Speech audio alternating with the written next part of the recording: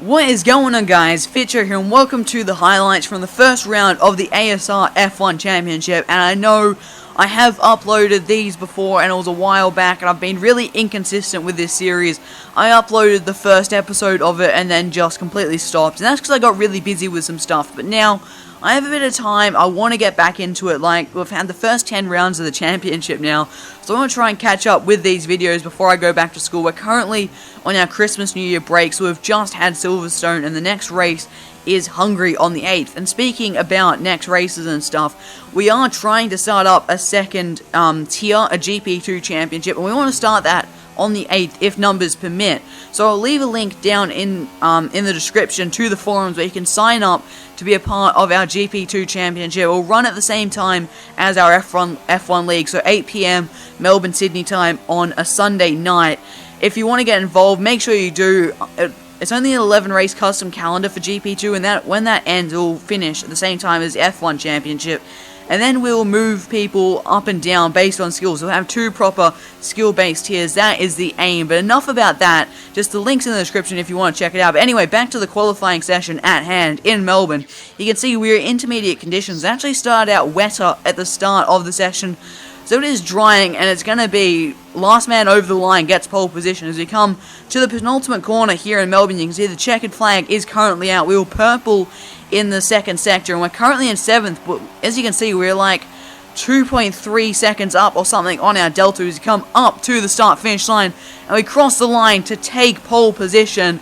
But like I said, it's not over yet. There are other people still on track. The track conditions are constantly improving, and as you can see, we actually dropped down to 4th place, so we're going to be starting the race off the second row, and for the first qualifying session of the season, that is really not too bad. I'm quite happy with that performance, especially considering how tricky those conditions were.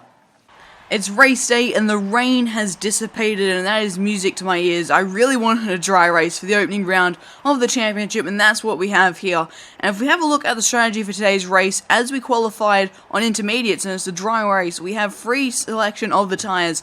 So I'm going to be going for the one-stop, starting on the soft tyre and then changing to the medium tyres and trying to go to the end with that strategy. But I think a lot of people are also going to opt for that super soft strategy. So it's going to be quite interesting in this race, how it all pans out with the differing strategies. But it is now time for the formation lap, and I'll cut this crap out because it's really boring to watch. But it is really good in the actual league race when we have it, because it really builds the tension before the race, because it's a very competitive environment, and it's just great. It works really well in a league race environment. Here we are on the grid. We have 2 lights, 3 lights, 4 lights, 5 lights. And it's lights out, and away we go. The first round of the ASR F1 Championship is underway, and we've got off to a reasonable start, unlike the Manor to our left, as now we're pulling to the outside of Formula Drag, so we back out of that. As it looks like the Manor's just lost a bit of grip and had a bit of a slide through turn 1, as we do exactly the same through turn 2, but we are safely through the first complex of corners, and we've even made up a position, which is exactly what we wanted to do. But as you can see, Jordan Gibbs is actually retired from the session, so something must have happened further back in the field, but I don't know what happened there. But like I was saying, as you can see, the guys in front of me and Harley behind me are on the medium tyres, and we're on the soft tyres. So right now, it is imperative for our strategy that we push hard in these opening few laps and make up these positions, get out in front, and try and make the most of this softer compound and make the most of the tyre, push a bit further and try and build a little bit of a gap, because these guys are going to be going a little bit slower than me because they're on the medium tyres, but they're gonna go a bit longer, so we really need to make the most of these tyres while they last and not be stuck behind them in the dirty areas. We're closing up on them a bit through the fast left right, and as you can see, Charlie got out on the grass a bit on the turn-in for the right-hander, and that's allowed us to have a run heading down to turn 13. We're on the outside though, so we head into a break a bit late, and we've hit the back of the Williams of Formula Dragster, and as you can see, we've damaged our front wing, and Charlie's got that position back up our insides. We just didn't have the front end grip to hang it around his outside, and we're actually going to continue on for another lap here, as we didn't really know the extent of the damage and how much time it was losing me, because right now, I wanted to push on with this damage and try and stay with these guys and make my strategy work to the best of my ability. But at the end of the next lap, we come into the pits. It just was too much damage. I was losing too much time to the guys in front. I was on the faster compound, but I was losing time due to the front wing damage. So I had to make a pit stop. I'm going to get a new front wing and change it to the medium tyres in a hope that they'll go long enough to get to maybe a safety car period or something like that that will draw us back into this race. Now, as for that collision with Dragster, I think that was just me going too late onto the brake pedal, trying to outbrake Charlie on my inside, and with the full fuel loads in the car in front on a slower compound, I just hit the back of him. It was a stupid mistake, a rookie mistake from myself, and something I shouldn't have done. It's completely fucked up my race. But like I said, we're hoping for a safety car period now. That's what we need to try and get back in it. We're going to try my hardest to get back in this, because I really want that championship. So we're going to try and find a way to make this work and limit the damage. Go for a damage limitation race. That's what it is at this stage.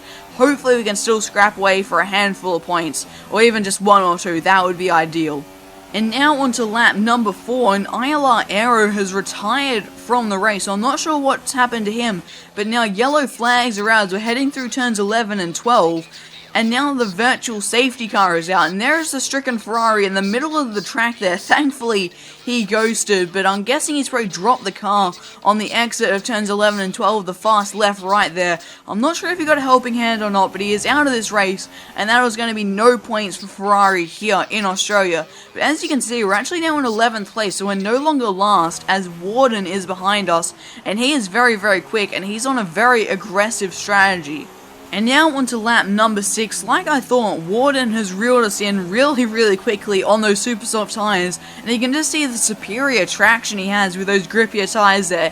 He gets a much better exit off turn 10, and he makes the move very easily into that chicane. And I actually broke pretty early for there, as I'm not too sure about where other people brake. I'm used to racing AI with very predictable braking zones, but racing people is very, very different. But we couldn't really put up a fight with him. We have to pick our battles. But now onto lap 11.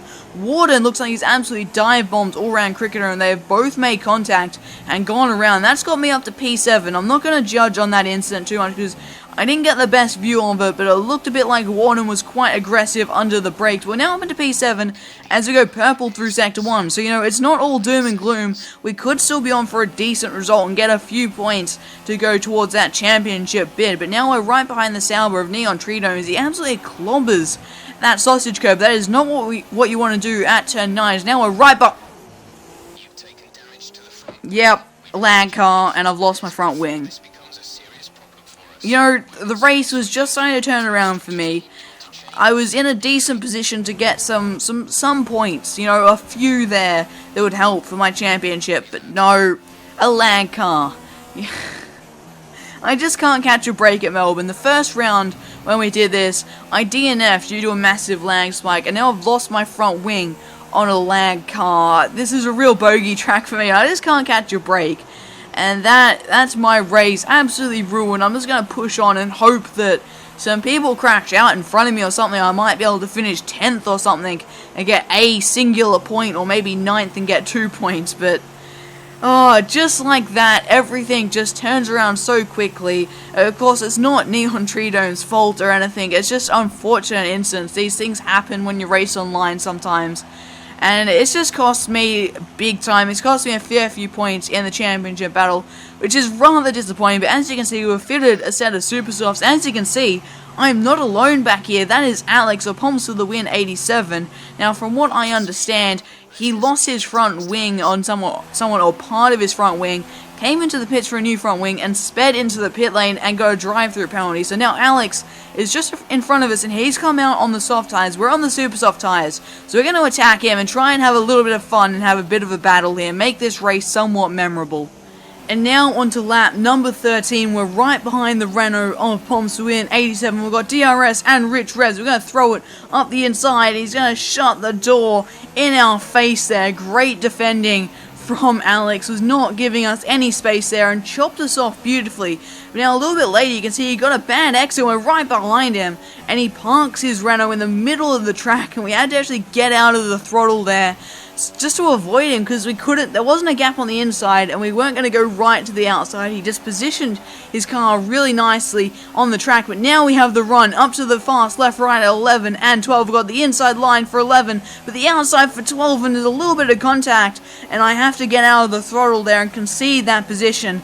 Alex is not making this easy for me one bit. Now to the very next lap on the DRS straight down to turn number 3. We have a massive dive from miles back and make a little bit of contact. It turns me around. I thought I was I got far enough up the inside there to deserve a bit of racing room, but I think from what I'm talking to him, he just didn't see me coming until it was too late there. It was a very aggressive move. As you can see, he got his tyre in the grass there on the braking. He got all out of shape, and now we've got the run on Alex to his outside as we head up to turn number 9. We're not where we wanted to be for this corner, but he's backed out of it. We turn in, and we've made contact, sending us both into a spin there. Now, watching his footage, he still had his front wing just beside me. I think it was wheel-to-wheel contact, actually, watching his footage, his front on my rear. And I turned into that corner because I thought he had backed out of it. And as you can see, I've let him back through there as I thought I was at fault at the time because I've turned across his nose. But I don't know, it was a tricky one to judge because from my point of view, I couldn't see his car at all, and I was completely relying on those proximity arrows. And as you can see, when they're side by side, there's no arrow, but when they're sort of behind you in that blind spot, there is, and when it goes, the arrow's pointing directly back, they're pretty much not beside you at any point still, and that's what it looked like on my screen. So I thought he had backed out of it. I had out-braked him there. I turned into the corner, but he was still just there. But both our races are already ruined, so it hasn't really made any difference whatsoever. And now onto the end of lap number 16, we are right on the gearbox of Alex's Renault. We're about to come onto the pit straight and get the A to DRS. Can we try and make a move up into turn number 1? And Alex had a shocking exit off the final corner, and that's going to make this very easy for us as we breeze past him with DRS, rich revs and everything up into P11, but we've broken a little bit too late. We've run wide at turn 1. This is going to allow Alex to have a run on us. He pulls to our outside, which is going to be the inside for turn number 3, but I have the A to DRS as we go into turn 3. I brake very late as I know I have to run wide and give him space on the inside, and it works an absolute treat, and right around the outside of turn 3 we get the move done on Alex for P11, and Alex has lost it on the curb at the exit of turn 5, and I'm not sure what's happened. He might have got a little bit front wing damage, but that is his challenge over. And now onto the start of lap 19, the same Sauber that lagged in front of us is coming out of the pit lane. We're going to get a nice switchback line through turn 1, the outside of turn 2, and we're going to move ourselves up into P10, a point scoring position.